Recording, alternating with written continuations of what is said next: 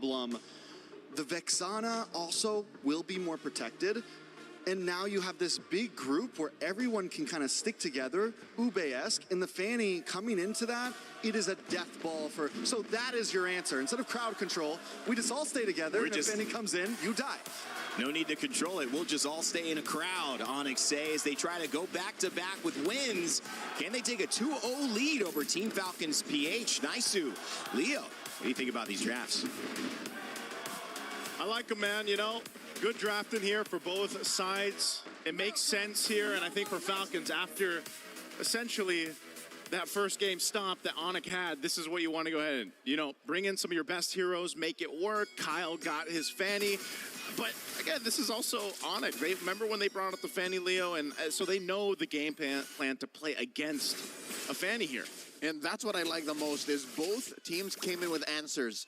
There are less questions than there are solutions. So I'd like to see Falcons equalize here, 1-1. Yeah. Because game one, I think 95% of the community will say that was no game. Yeah. Like, in their minds, they want this to be game one, basically. But nonetheless, Onic, if they do happen to go ahead and secure this game, they'll be at that match point. And again, we've already talked about what's on the line here now for Falcons, specifically, you know, playing into this one. Putting something like the Claude on Marco is way better, I feel like, than having that Clint, just because, again, you could be a little more self-reliant. He's got a Purify to work with. This was the hero, again, that, you know, this bulletproof Marco moniker started on, and just the fact that he's really hard to kill on it. So some of that alleviated by the fact that you complemented it well with a Jushin, who could help control some of these team fights, you know, around this beacon and that lantern flare. Flap, usually pretty dominant on the Esmeralda. I mean, the XP lane is going to be, you know, nothing's fancy is going to happen against Uranus and Esmeralda. It's more of what happens into the first objective fight, which is just seconds away here. It's interesting that both sides actually commit a few rotations to bottom. I think they knew that both of those gold laners needed a little bit of help unlocking themselves to try and make for quick rotations. Lupi, man-to-man defense here on the Flap, trying to get a bit of damage before Flap actually hits level 4. The Prior actually does that first. Keyboy looking for a quick frigid breath to stop Flap from pushing in. Quick knock up on that Lantern. Keyboy down to an 1/8 of its health. He does survive. Jump in, falling Star Moon answered by Internal Guard. Extra bodies for Onic does help reset the turtle. Kelra comes through. Rest of the fight, they already got the beacon out. A whole lot expended for this first turtle. Another big knock-up. Put that Eternal Guard Witch, so why not? Kelra punching Haji in, forcing him to go back. Suns with a little bit of burst damage from that Vex. Takes down the turtle. Lupi threatening away Kyle's purple, but I guess that was Falcon's priority to begin with. Oh, look at this threat too. Kelra enough just to plant himself right here. The full champ stance here in front of Kyle, but again, he wants to go ahead and secure his golem. Keyboy and Sans are just here too. Whoa! Oh! Massive Fatal Links catching Kyle, serving him up face to fist on Kelra, but Haji trades it out for him. 1 for 1, all in an effort to secure the golem. Joseph, I don't think that was worth it. You know what? I think at this point, Kelra, he's happy to take it. You know, it slows down the Fanny buildup, I guess. Oh no, another EG. In comes Kyle. He wants to go. He gain. But there's 3 of them there. Make that 4 if you're counting the EG. What this does allow for Falcons to do, though, is put a lot of bank on Marco. Marco spent the past minute just taking waves. Unfortunately, he did not get the chip away at the shield. So I guess he's just half happy with the outcome on that. Yeah. So it looks like at least Kyle's going to be able to get his orange buff. I didn't know if Onic would continue to put pressure there. A couple punches here from Kelra. Keyboy's here around the corner. Okay, nothing's going to happen after this. Again, good responses here on both sides, but alleviating some of the pressure. Nothing built up on either side off of that, but it's mainly that kind of nature, right? When you have a fan, you got to go ahead and help secure that jungle, and that's why Onic knows. Let's put pressure even on the green camps, the small camps if we can. Kind of slow that down a bit. And you can see there was a small lead now in terms of XP being built up by Kyrie. And Kyrie slowly rotating, holding that fence brush. Will not force it, will not push his luck and try to steal away the purple. Kyle will get it, so this will allow them to at least go 50-50 on this turtle spawning lower quarter.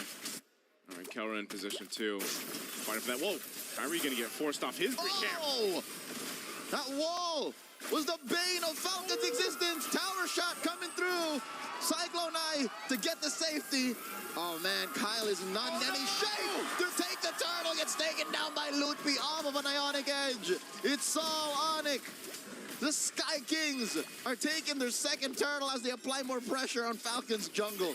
I thought it was going to be the perfect escape, man. The cables going through the walls, getting a little speed boost, but then Lutpi comes through with the flicker to take him out. So now Onic looking to build up more, consider used. Oh, Ogwin used that Wrath of the Dryad defensively to stop him from pushing forward.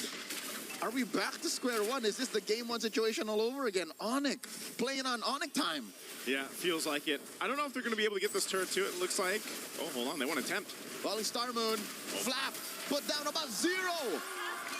Just like that. Onic are 2,000 gold up, given that was 4 members of Onic underneath tier 1. Yeah.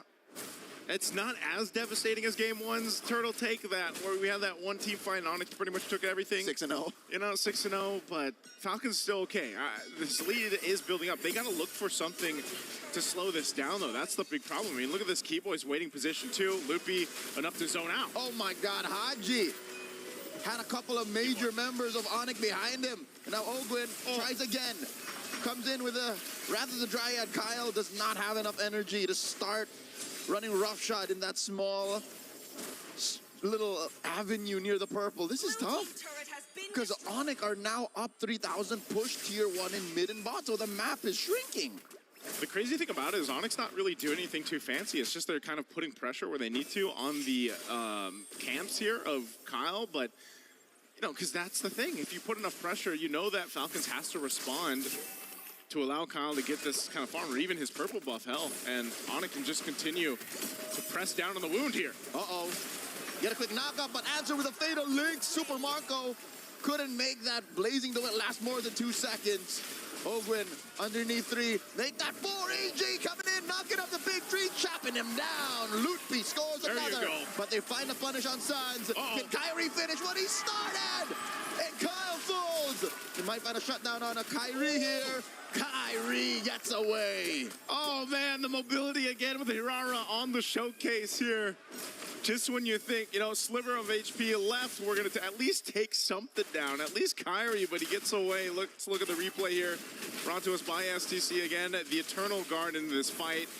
Enough crowd control to keep Ogwin in place. Obviously, Kyle comes and gets a kill, but at the cost of his own life too. So, you know, again, it's just Onic playing to the advantage. And now we're going to see that continuing happen here on this side of the jungle. And they've already got this lead built up, 5,000. Oh no, Onic knows. Oh no! They force Kyle a retry as he goes for his purple. They take him down, and they are gonna continue to march through. They steal away his buff, kill him, go for the turtle, and then pressure mid continuously.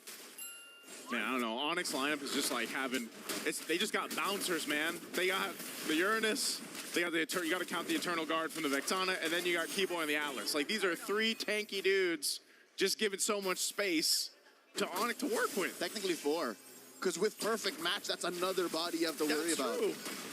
Team Falcons are getting smothered here. It's literally just dude advantage. Yeah. There's literally more pieces that Onic are bringing in, and 8 minutes in, almost 8,000 up.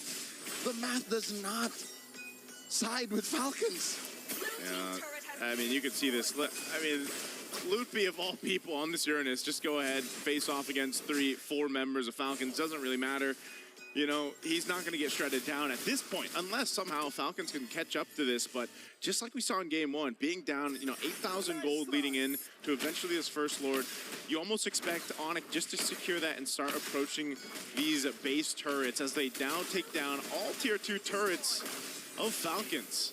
And I would not doubt in this next wave, they're able to actually pop that holy shield. Ogwin falls once again. Kyle secures his Malefic Roar, so there should be some hope. Flap gets knocked out by Kelra underneath that inhibitor. I don't know if there's any hope here, Leo. It looks grim. 2 of your tankier heroes being taken down in the lineup here against Onic. Kyle's got no choice. Oh, Kyrie jumping in. Gets the beacon out, too. They might just take a base turret now. All right, the siege minion will fall. They will have to wait. Kelra sitting at 3-1 and 2. Sure, look at Kyrie 404, but Kelra since minute 1 has been the forward assault. He's been basically the bouncer that can't wait to get some quick knockoff on a Lutfi, but it's enough time to buy that takedown on mid. This is the best position for Falcons to be in, but Flau gets taken down first and Oakwood too. Kyle was dealing with the wave down bottom, and now they have to clear the wave in mid. Lest Onic end it now. No way. Okay, they should be able to clear this. They still have a wave, though. There is still a wave, and Marco's here, waiting for Staffs on AOT and Blazing Duet. Onic are taking game number 2. Match point for the Sky Kings. Back-to-back games of Onic clipping the Falcons' wings. This